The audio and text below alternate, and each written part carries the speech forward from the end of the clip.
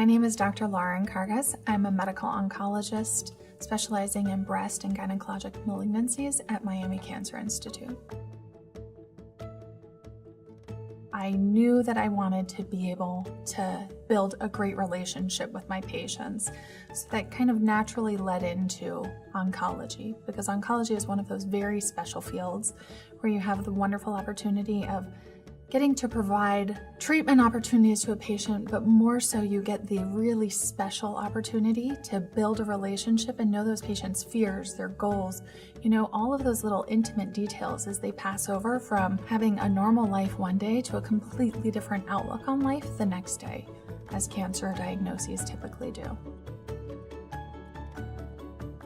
My very first rotation as an intern, I was on the oncology floor, and there was a young man who had a very rare type of tumor, and he had a lot of complications, and it was stage 4, and his dream was to go to Europe.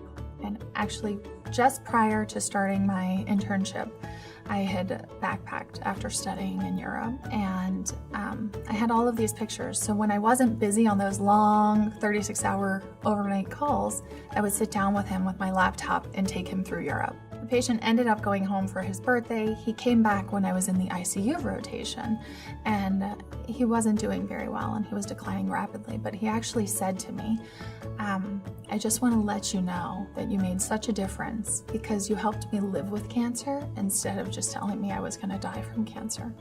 And it was one of the most impactful moments in medicine of my entire life. I think the most important thing with being an oncologist is making sure that patients understand that this is a team effort.